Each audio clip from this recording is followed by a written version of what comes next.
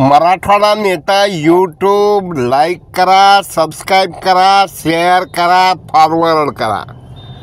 आज लातूर जिल्ह्याचे पालकमंत्री, महाराष्ट्राचे सार्वजनिक बांधकाम मंत्री शिवेंद्रसिंहराजे भोसले यांनी लातूर जिल्हा भाजप ग्रामीणच्या कार्यालयाचे उद्घाटन केले।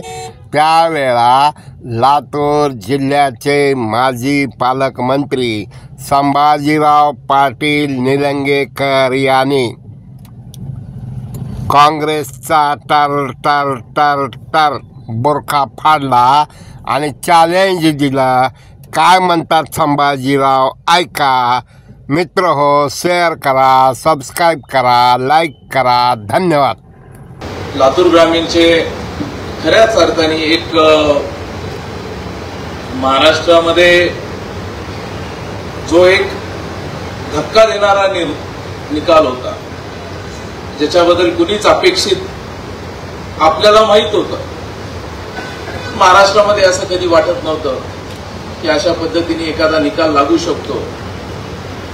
मागच्या 20 वर्षापासून त्यांना मी जवळून पाहिलेले, आम्ही सर्वांनी जवळून पाहिलेले, त्या मतदारसंघामध्ये अत्यंत चांगल्या पद्धतीने कार्य संपन्न ज्यांनी केलं ते लातूर ग्रामीणचे आमदार सन्माननीय रमेशप्पाजी कराड साहेब, आमच्या भगिनी त्यांनी खरंच चांगली लढाई या लातूर शहरामध्ये दिली। प्रमोद महाजन साहेबांच्या अभिमन्यू आपल्याला आठवत असेल, पूर्वीच्या काळात साहेब आम्ही निवडणुका हरायचो, भाजप म्हटले निवडणुका हरायचो, हारल्यानंतर बैठक व्हायची आणि महाजन साहेबांचं भाषण राहायचं आणि महाजन साहेब म्हणायचे भारतीय जनता पार्टी हरलेला नाही, आम्ही हरलो नाही। हरलो कुणाला म्हणायचं? जो मैदानात नसतो, जो मैदान सोडून जातो त्याला हरलं म्हणायचं। ताई तुम्ही मैदानात आहात त्याच्यामुळे तुम्ही हरला नाही। ते महाजन साहेबांनी आमच्या प्रत्येक बैठकीमध्ये तिथं बसलेले याचे काय कार्यक्रम बरोबर आहे ना, हे साहेबांचं वाक्य सतत राहायचं। ते आमचे भगिनी अर्चनाताई पाटील ज्यांच्या नेतृत्वामध्ये जिल्ह्यामध्ये 3 आमदार झाले, ते म्हणजे आमचे मालक दिलीपरावजी देशमुख साहेब, ते जिल्हा अध्यक्ष होते, त्यांच्या नेतृत्वातच निवडणुका झाल्या। व्यासपीठावर उपस्थित माननीय शिवाजीराव पाटील कवेकर साहेब, माननीय ग्रामीणचे अध्यक्ष अजितजी पाटील कवेकर साहेब, शहराचे अध्यक्ष माननीय अजितजी पाटील कवेकर साहेब आणि सगळे एकदम हे जराही शब्द खालीवर जर झाला पाटील साहेब, आमचे माननीय गुरुनाथजी मगे, मी व्यासपीठावर सर्वांचं नाव न घेता व्यासपीठावर उपस्थित असलेले सर्व सन्माननीय मान्यवर पदाधिकारी, समोर असलेले सर्वच भारतीय जनता पार्टीचे पदाधिकारी आणि उपस्थित सर्वच आमचे पत्रकार बांधवांना, अत्यंत चांगलं कार्यालय या ठिकाणी उभा टाकलंय। कार्यालय कार्यकर्त्यांसाठी आल्यानंतर जिथं आपल्याला थांबता यावं, जिथून आपले जिल्ह्यातला कारभार करण्यासाठी येण्याचं एक ठिकाण राहायला पाहिजे, अत्यंत त्या पद्धतीचं कार्यकर्त्यांना लागणारं, आजच्या काळामध्ये लागणारी टेक्नॉलॉजी असते, तंत्रज्ञान असतं, या सर्व गोष्टीचा वापर करून मंडल अध्यक्षांसाठी, कार्यकर्त्यांसाठी जे सर्व सोयींनी सज्ज असणारं कार्यालय माननीय बसवराज पाटील साहेबांनी या ठिकाणी उभा केलंय। निश्चितपणे कार्यालय जर पाहिलं आपण साहेब, अजितरावांनी जे सांगितलं तेच गोष्ट खरी आहे। पार्टी भारतीय जनता पार्टी ही कार्यालयातूनच चालती, घरातून कधी चालायला। आणि आज जे पक्षाचं वैभव आपल्याला त्या ठिकाणी दिसतं, हे वैभव ज्यांच्यामुळे ते म्हणजे कार्यकर्ता आहे। कारण कार्यकर्त्यांचं आपणच आता सांगितलं, आमचे कार्यकर्ते जास्त अपेक्षा ठेवणारा कार्यकर्ता नसतो, छोटा मोठा म्हणजे साहेब आपण काँग्रेसमधला देखील राष्ट्रवादीमधला देखील कार्यकर्ता पाहिले, आणि आता आपण भारतीय जनता पार्टी मधला कार्यकर्ता देखील पाहतो. या कार्यकर्त्यांची अपेक्षा ती फार काही मोठी नाही. ती म्हणजे सन्मानाची, स्वाभिमानाची. आल्यानंतर त्याला सन्मानाने बोललं. तुम्ही त्याला ज्यावेळेस दोन शब्द सन्मानाने, स्वाभिमानाने ज्यावेळेस बोलताल, त्याचं स्वागत करताल, त्याला विचारपूस करताल, हा कार्यकर्ता त्या ठिकाणी निश्चितपणे अधिक पटीच्या ताकदीने त्या ठिकाणी बाहेर पडतो. आणि साहेब, इथं व्यासपीठावर बसणाऱ्या आम्हा सर्व मंडळींपैकी लहान मुलाला देखील आवजावं बोलणारं जर एक नेतृत्व जर कोण असेल ते म्हणजे बसवराज पाटील. प्रत्येकाला सन्मानाने, लहान मुलाला जसं आपण प्रेमाने, लहान मुलाला देखील तुम्ही बघा, त्यांच्या समोर एखादा मुलगा जरी, छोटा मुलगा जरी गेला त्याला देखील त्यांनी बोलतील, ये बेटा, काय काय नाही, त्यालाही देखील सन्मानाने बोलतील. आणि कार्यकर्त्यांना तर त्यांनी म्हणजे आम्हाला जे माहिती आहे, तळ हाताच्या पोळासारखं ज्यांनी जपतात कार्यकर्ते, ते म्हणजे बसवराज पाटील साहेब. निश्चितपणे भारतीय जनता पार्टी म्हणजे जसं सांगितलं की हा कार्यकर्त्याचा पक्ष. पण हे जे वैभव त्यावेळेस प्राप्त होत असताना कधी कधी आपल्याला देखील आपले पाय जमिनीवर ठेवावं लागतात आणि पुढे चालावं लागतात नेतृत्व. मी अधिकचा वेळ घेणार नाही साहेब, पण एक उदाहरण, मी एक दोन उदाहरण सांगून, कारण आगामी निवडणुका कार्यकर्त्यांच्या निवडणुका, त्या अनुषंगाने आपल्याला देखील बोलणं गरजेचं आहे. एका शेताच्या बाजूला म्हणजे आता राशी, आता आपल्याला माहिती आहे पेरण्या झाल्यात, पिकं चांगली आहेत, पाटील साहेब परिस्थिती चांगली आहे पिकाची, सगळेजण समाधानी आहे पिकाची परिस्थिती पाहता. आणि असाच एका शेताच्या बाजूने एक माणूस चालत असताना त्यांनी असे टुमुकदार कंस पाहिले, ज्वारीचे कंस. तर त्यांनी त्या शेताकडे पाहत राहिला आणि तिथं विचारलं, अरे शेत कुणाच आहे? तिथे एक जण होता, तो शेताचा मालक होता, तो माझं शेत आहे म्हणजे. आणि माझं शेत आहे, काळी माती आहे, असे अनेक वर्षापासून माझ्या ताब्यात असणारे शेत आहे, त्याच्यामुळे एवढं चांगलं पीक आहे. म्हटलं खरंच चांगलं पीक आलंय. थोडं पुढे गेल्यानंतर तिथं काम करणारा जो शेतातला गडी होता, त्या गड्याने त्याला थांबवलं. त्यांचं मालकाचं काय हो म्हटले, महिन्यातून कधीतरी एकदा येतो, मी इथं असतो. याची देखभाल, दुरुस्ती, पाणी देणं करणं हे जे कोण करतंय तर मी करतो म्हणे. त्याच्यामुळे एवढं टुमकदार तुम्हाला हे सगळं पीक दिसतंय, त्याच्यामुळे दिसतंय म्हणे. या दोघांच्या गप्पा ऐकणारा तुझ्या शेतमालकाला जो बियाणं खत देत असतो तो दुकानदार म्हणतो, साहेब या दोघांचं काय म्हटले, माझ्या दुकानातलं बियाणं आहे म्हणून एवढं चांगलं पीक आलंय म्हटले. या दोघांचा काहीच त्याच्याशी संबंध नाही. मग त्याच्यानंतर या सगळ्यांच्या गप्पा जे असतात, त्या कणसातलं जे ज्वारीचं दाणं असतं ना, ते गप्पा ऐकत असते. ते त्या माणसाला म्हणते, साहेब माझ्यासारखा एक ज्वारीचा दाणा स्वतःला ज्यावेळेस काळ्या मातीमध्ये गाडून घेतो त्यावेळेस एवढं चांगलं पीक येतंय. हे म्हणजे भारतीय जनता पार्टीच्या कार्यकर्त्यांनी स्वतःला अनेक वर्षानुवर्ष स्वतःला गाडून घेतल्यानंतर आज ही सत्ता परिवर्तन त्या ठिकाणी दिसते. हे आपल्याला विसरायला याचं श्रेय जर कुणा. मग अशा ह्या ज्वारीच्या दाण्यासारखं ज्यांनी, बरोबर यांना माझं चूक आहे का, हे जे आम्ही जे कंस जे दिसतोय, चांगले जे पीक आम्ही जे दिसतोय, हे तुम्हा सर्वांनी अनेक वर्ष स्वतःला या जमिनीमध्ये गाडून कार्यकर्त्यांनी घेतलं. त्याच्यामुळे कंस तयार झालेत.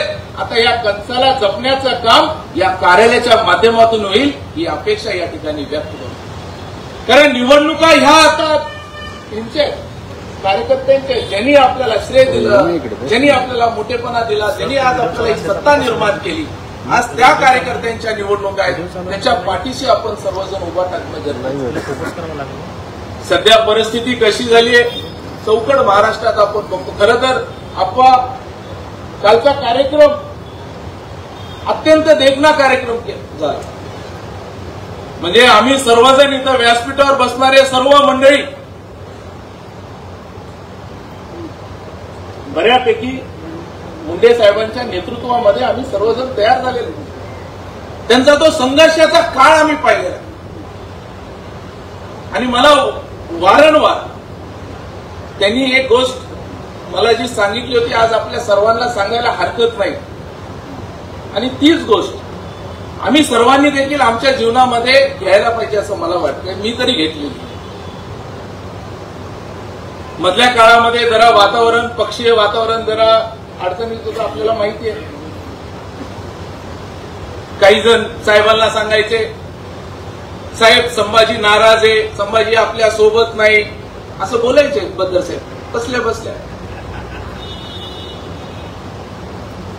मग येऊन तक्रार करायचे मुंडे साहेबांना, संभाजी आता आपला राहिला नाही, तो चाललाय दुसरीकडे, आता आपला नाहीये. माशाभाई नाहीये तिथं कार्यक्रमात.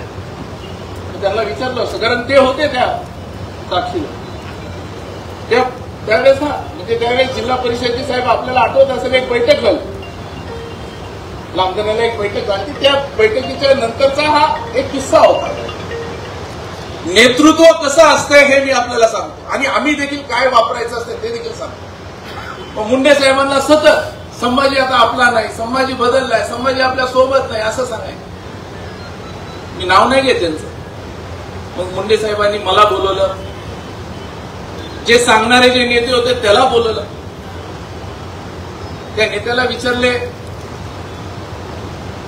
की मी तुझ्यासाठी काय, साहेब तुम्ही आमच्यासाठी देव आहात, तुमच्याशिवाय आमचं काय चालणार आहे. मग तुला माझं चांगलं झालेलं आवडतंय का माझं नुकसान झालेलं आवडतंय. नाही साहेब आपलं चांगलंच व्हावं साहेब, आमची अशी एवढी हीच इच्छा आहे. जीव असेल, जर एखादा कार्यकर्ता आपल्यापासून लांब चाललाय तर तुझं खरंच माझ्यावर जीव असेल, त्या कार्यकर्त्याला तू लांब करायला पाहिजे का जवळ करायला पाहिजे. हो, मग जवळ करायला पाहिजे, मग तू लांब का करतोस.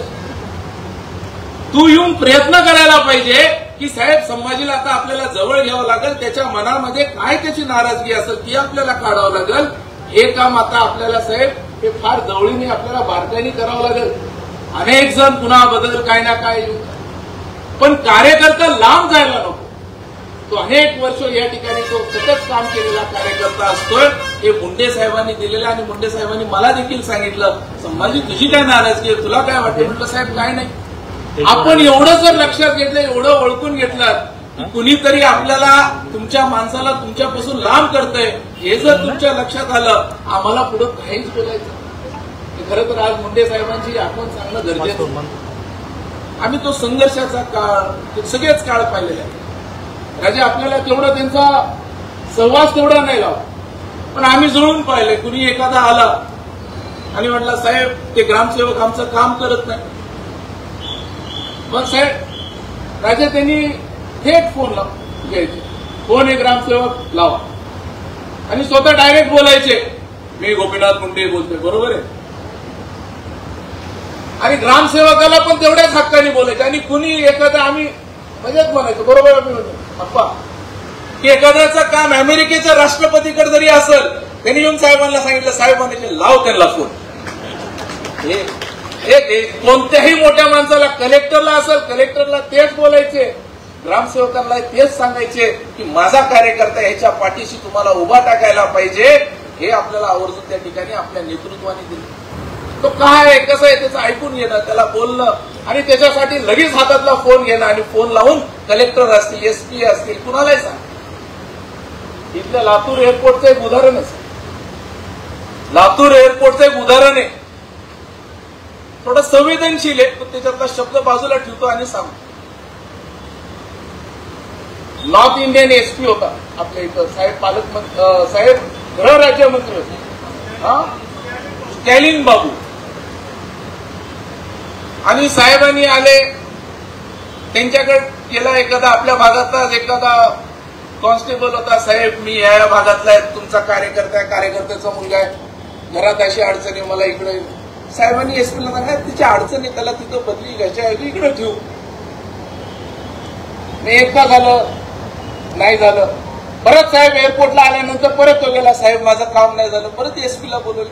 अरे काय झालं, मी तुला सांगितलं होतं ना याचं काम कर म्हणून, त्याला घे ना, त्याच्या घरातली अडचण आहे. ठीक आहे सर मी कर देतो असं काहीतरी म्हटलं असं. तिसऱ्यांदा परत आल्यानंतर त्याचं काम झालं, तो परत गेला साहेबांच्या समोर, साहेब माझं काम नाही झालं.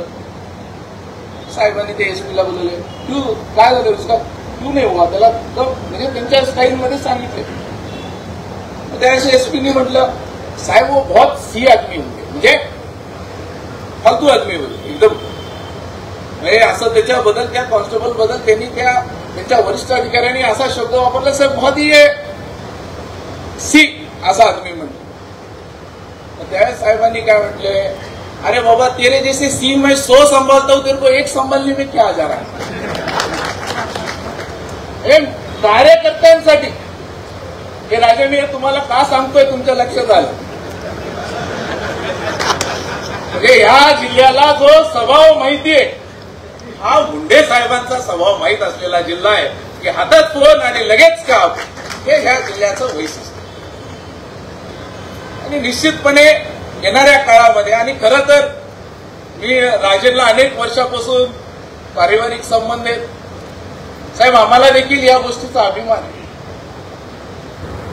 सर्वांनाच अभिमान आहे. अनेक पालकमंत्री या जिल्ह्याला असतात पण खऱ्या अर्थाने आपल्याला छत्रपती शिवरायांचा वंशज असलेल्या नेतृत्वाचं त्यांच्या वंशज असलेला व्यक्ती आपल्या जिल्ह्याला पालकमंत्री म्हणून ज्यावेळेस भेटतो या गोष्टीचा अभिमान असणारा कार्यकर्ता आहे साहेब. आणि ह्या गोष्टीबद्दल आम्ही मनामध्ये आस्था ठेवून निश्चितपणे या भागामध्ये परत एकदा भारतीय जनता पार्टीचं सत्ता आणि सरकार आणण्यासाठी प्रामाणिकपणे प्रयत्न करतो. शेवटी एवढंच आहे निवडणूक आहे साहेब. एक छोटंसं उदाहरण सांगून मी माझं भाषण थांबवतो. महादेवाचे 2 मुलं असतात एक कार्तिकेय आणि गणेश. ते लग्न करायचं ठरतंय दोघांचं. मग महादेवाला प्रश्न पडतो की कुणाचं पहिलं करायचं. त्यांनी त्यांच्या साधूला बोलवतात विचारतात. मग त्यांनी हे सांगतात की दोघांमध्ये एक शर्यत लावा जो जिंकल ते चालेल. तुम्हाला गोष्ट माहित असेल सगळ्यांना. दोघांची शर्यत लावतात. म्हणतात की त्यांनी ब्रह्मांडाचं परिक्रमा करेल त्याचं पहिलं लग्न लाव आणि दोघांना वेगवेगळ्या दिशेने पाठवतात. गणपती बुद्धीचा देवता असतो. कार्तिकेयकडे मोर असतो. तो मोरावर बसतो परिक्रमा करायला निघतो. गणेशाच्या लक्षात येतं माझं वाहन तर एकदम छोटं आहे मी तर परिक्रमा करू शकत नाही. बुद्धीचा देवता आहे. आणि मग त्यांनी काय करते की आता माझं ब्रह्मांड म्हणजे माझे आई वडील आणि ते दोघांचीच त्यांनी म्हणतात तुम्हीच माझे ब्रह्मांडे आणि त्यांची दोघांची प्रदक्षिणा घेतात. आणि शेवटी ते म्हणतात ह्यांचं म्हणणंही बरोबर आहे आणि गणेशाचं लग्न लावून. आजच्या राजकीय परिस्थितीमध्ये जरा वातावरण असं झालं साहेब. आपल्याला बघत असताना नेतृत्वाच्या बाजूने जे गोल फिरतील त्यालाच तिकीट मिळतंय ही जी भावना आहे ही काढून टाकणं आता आपल्याला गरजेचं आहे. म्हणजे आज एखादं पद पाहिजे असेल एखादी गोष्ट पाहिजे असेल तर आपल्याला नेतृत्वापर्यंत फिरावं लागतंय. असं ज्यावेळेस एखादी गोष्ट होती तर आपल्याला तिकीट मिळतंय ही भावना अनेक लोकांच्या मनामध्ये. पण भारतीय जनता पार्टीमध्ये असं होत नाही. मला आठवतंय देवेंद्र फडणवीस साहेब काय म्हणतात की ज्याच्या घराच्या बाहेर सर्वात अधिक चपलेचा ढीग असेल अशाच कार्यकर्त्याला आपण तिकीट द्यायला पाहिजे कारण त्याच्या इथं लोक तो काम करतो लोकांना न्याय देतो आणि आपण खालीपर्यंत जावं लागत. अनेक चांगले कार्यकर्ते ग्रामीण भागात असतील शहरी भागात असतील चांगल्या माणसांना ज्यांनी अनेक वर्ष पक्षासाठी सतत झटलेले अशा लोकांना आपल्याला बोलून तिकीट द्यावं. काय केलं आपण सरकार असंच नाही आलं सर. आता कौतुक झालं सर्वांचं की बाबा आपण महानगरपालिका जिंकली जिल्हा परिषद जिंकली. पण जिल्हा परिषद महानगरपालिका जिंकत असताना आपण तिकीट देत असताना आपल्या आजूबाजूला त्याला तिकीट दिलं का आपण. आम्ही काय केलं की कार्यकर्त्यांपर्यंत गेलो खालीपर्यंत गेलो त्याच्या लोकांमध्ये समाजामध्ये ज्याची चांगली भावना आहे अशा माणसांना बोलवून घेऊन आम्ही त्यांनी इथं बसवराज पाटील साहेब तुमच्याकडे मी आलो होतो तुम्ही आला नव्हता. इथं संजय दोरवे असतील इथं रामभाऊ तुमच्याकडे आलो होतो. हे दोघं पण चांगले कार्यकर्ते त्यांच्यापर्यंत आम्ही गेलो होतो. तुम्ही या हे पक्षाचे चांगले करतो. रामभाऊ बरोबर आहे राहुल. ह्या पद्धतीने आपण ज्या ज्या भागातले चांगले पदाधिकारी अनेक वर्ष इथं बसलेत मामा धोंडीराम मामा यांनी तर म्हटले नाही मी घरीच बसणार आहे. सांगा तुम्ही आलतात का तिकीट द्यायला मी आलतो मी आलो, मी त्यांच्यापर्यंत जाऊन त्यांना सांगितलं की चांगलं नाव आहे, समाजामध्ये चांगलं नाव आहे, जे समाजामध्ये चांगली बांधिलकी आहे अशा चांगल्या लोकांना आपण त्या ठिकाणी आणायला पाहिजे. जर चांगले लोक या राजकीय क्षेत्रामध्ये काम करतील आणि भारतीय जनता पार्टीचं हेच काम. त्यामुळे अशांना आपण निवडणुकीमध्ये संधी देण्यासाठी सर्वजण मिळून एक ताकदीने, एकत्रित, एक विचाराने, एका दिशेने आपण प्रयत्न करूया. निश्चितपणे त्या ठिकाणी आपण निवडून येऊ. आता एक हे आज मी आता ताईंनी बोलत असताना ऐकलं, अमित देशमुख, राहुल गांधी जे चालले, हे बघा आपलं सरकार, मोदी साहेब अत्यंत चांगलं काम. देवेंद्रजींच्या नेतृत्वामध्ये महाराष्ट्र प्रगतीकडचा, यांच्याकडे कोणत्या प्रश्नाचे उत्तर नाहीये. आज इंग्लिशमध्ये एक म्हण आहे, when you can't convince then confuse. जर तुम्हाला लोकांना समजवता आलं नाही तर संभ्रम निर्माण करा. तर सध्या जर राहुल गांधी या देशामध्ये काय करत असतील तर संभ्रम निर्माण करण्याचं काम राहुल गांधी करत आहेत, हे मला आवर्जून सांगायचं. आणि काय बोलतो तो काँग्रेसवाले, काय अमित देशमुख म्हणतो की लोकशाहीचा खून केला, लोकशाहीचा खून केला. डीसीसी बँक आहे, यांनी मागच्या 40 वर्ष, किती वर्ष झाले डीसीसी बँकेला? 30 वर्ष झाले. किती वर्ष झाले? 40 वर्ष झाले. 40 वर्ष लोकशाहीचा खून केला जातोय. माझं आव्हान आहे, धीरज देशमुखला तर सोडा, मी त्यांच्याबद्दल बोलत नाही, त्यांना त्याच्यातली माहिती नाही. माझं आव्हान आहे, ज्यांना सहकार महर्षी म्हणून म्हटलं जाते, सन्माननीय दिलीपरावजी देशमुख साहेब, ज्यांना त्याच्यातला अभ्यास आहे, त्यांनी म्हणतात ही बँक ही शेतकऱ्यांची बँक आहे असं त्यांनी म्हणतात, शेतकऱ्यांच्या हितासाठी बँक आहे अशी त्यांनी म्हणतात. माझं त्यांना आव्हान आहे, एकाच व्यासपीठावर पत्रकार महोदय त्यांनी पण येऊन सांगावं की लातूर डीसीसी बँक ही शेतकऱ्यांची बँक आहे. त्यांनी तसे पुरावे द्यावं, ही बँक शेतकऱ्यांची बँक आहे. त्या बँकेमध्ये 100 रुपये असतील तर 80 रुपये त्यांच्या घरामध्ये कर्ज वाटप केलेलं आहे. मांजराला दिलेलं आहे, जागृतीला दिलेलं आहे, अॅग्रोचे कोणतं इथे एक नवीन देश अॅग्रोला दिलेले. हे कर्ज वाटप शेतकऱ्यांचे पैसे जमा करून स्वतःच्याच संस्थेला देण्याचं काम 80% पेक्षा जास्त. बद्दर साहेब, त्याच्यापेक्षा जास्त सर्व पत्रकार बांधव, 80% पेक्षा जास्त हे पैसे त्यांनी स्वतःच्या संस्थेला वाटप केलेले आहेत. आणि काय घोषणा केली की आम्ही 5 लाखापर्यंत शेतकऱ्यांना कर्ज वाटप करू बिनव्याजी. एक शेतकरी दाखवायचा त्यांच्या घरातला सोडून की ज्याला 5 लाखाचा त्यांनी आहेत का इथं, ज्याला दिलेत आहेत का दाखवा. एक सापडला, एक. हा बुरका घातलाय. आणि राजा, माझी विनंती आहे, तुम्ही सरकारमध्ये ह्या लोकांना जे अवॉर्ड दिलेत ना, सहकार महर्षी, चांगली बँक चालवली म्हणून, कशाची बँक चालवली यांनी स्वतःचे घर चालवले, त्यांचे स्वतःचे कुटुंब चालवले. ही डीसीसी बँक किती आम्ही बोलावं असं काही नाही. कर्ज देत असताना पाटील साहेब आपल्याला माहिती आहे, कर्ज देत असताना शेतकऱ्याचं डिपॉझिट आपण कट करतो का नाही, किती 20%. ते 20% कट करत करत करत जवळपास 2,500 कोटी रुपये यांच्याकडे जमा झालेत. ते कुठे गेले ह्याचा प्रश्न हे देखील आता आपल्याला येणाऱ्या काळामध्ये बघावं लागणार आहे, लक्ष घालावं लागणार आहे. अभिमन्यूजी, आपण सर्वजण मिळून याच्यात जर लक्ष घातलं तरी शेतकऱ्याची बँक शेतकऱ्यांच्या ताब्यामध्ये आपल्याला आणता येईल. हे सर्वांनी आपण त्या ठिकाणी ठरवावं लागेल. आज एक कार्यालयामध्ये आपण एखादा संकल्प करू. माननीय अध्यक्ष महोदय, जिल्हा परिषद, महानगरपालिका या संस्था याच्याबद्दल कुणाच्या मनामध्ये प्रश्नचिन्ह नाहीये. जर भारतीय जनता पार्टीचा झेंडा जर आपल्याला फडकवायचा असेल तो म्हणजे जिल्हा मध्यवर्ती बँकेवर आपल्याला फडकावं लागणार आहे. हे आपण सर्वांनी लक्षात घेणं गरजेचं आहे. आणि खरंच पाटील साहेब, आव्हान करा, या एका व्यासपीठावर जिल्ह्यामध्ये ही जिल्हा मध्यवर्ती किती सांगतात, किती आवड घेतात, किती घेतात, काहीतरी खरंय का, तथ्य का, तुम्ही त्या बँकेत होता.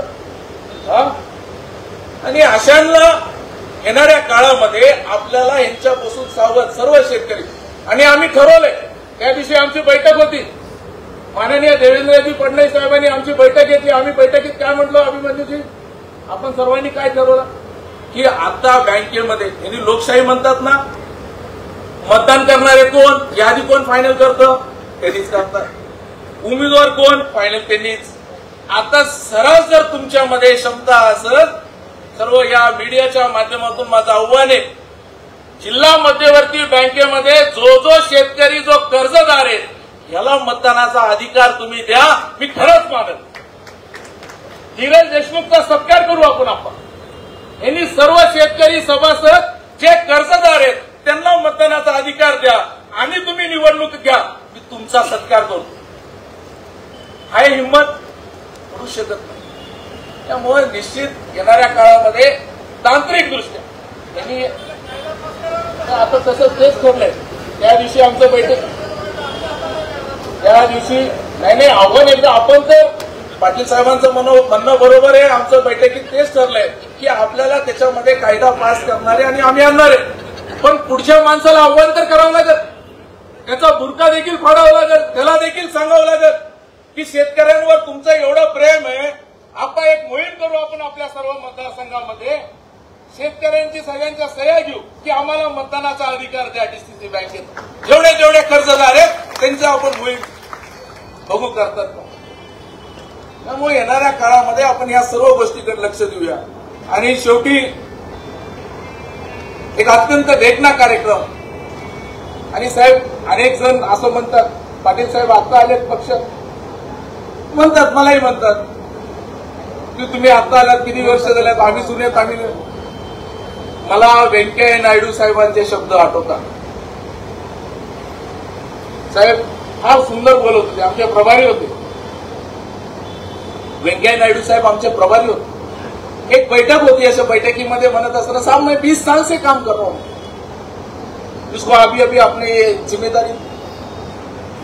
त्यांनी विचारले, बाबा आप कितने साल से पार्टी में काम करते हो उसको महत्व नहीं है, आपने कितने लोगों को पार्टी को जोड़ा है उस चीज को महत्व है.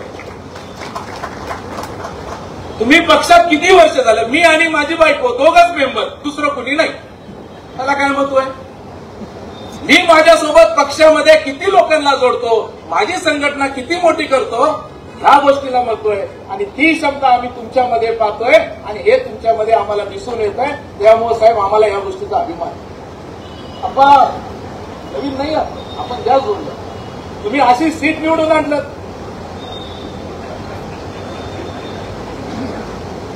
काय म्हणजे खरं तर कौतुक आहे. आपण थोडं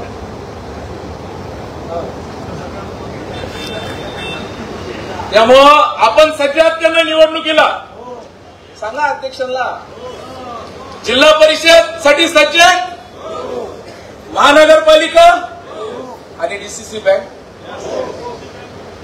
तेव्हा निश्चितपणे राजे हा जिल्हा, या जिल्ह्याचं कौतुक आहे. एकेकाळी काँग्रेसमय म्हणणारा हा जिल्हा होता. आणि खरं तर काही आताच बोलत असताना कुणी सांगितलं की बाबा man in a wrong part, असं अटलजींनी साहेबांबद्दल बोलले, चाकूरकर साहेबांबद्दल. चाकूरकर साहेबांना त्यांच्या मर्यादा आहेत, त्यांना काही गोष्टी करता येत नाही, पण त्यांनी आपल्याला त्यांच्या माध्यमातून आपल्याला जे good person in a good party हे आपल्याला त्यांनी त्या ठिकाणी आपल्याला दिलेलं आहे. त्याच्यासाठी परत एकदा काही आपलं कौतुक आहे. सर्वजण मिळून एकत्रित एक विचाराने एक ताकदीत. आमच्या एका कार्यक्रमामध्ये आम्हाला मोदी साहेबांनी सांगितलं होतं की इथं फिल्टर लावा म्हणजे. आता आम्ही सगळ्यांनी फिल्टर लावला. कुणी काही सांगितलं, आप्पा असं म्हटले, आम्ही फिल्टर लावल्यावर डायरेक्ट आप्पाला विचारतो. अभिमन्यू असं म्हटलं, अभिमन्यूला विचारतो काय झालं, हे सांगितलं होतं बैठकीत. त्यांनी आम्हाला सांगितलं होतं फिल्टर लावा. डायरेक्ट कुणी कानात सांगितलं तर त्याच्यावर विश्वास ठेवू नका. डायरेक्ट तुम्ही संपर्क करा आणि विचारा आणि त्याच्यातून खरं काय खोटं काय माहिती.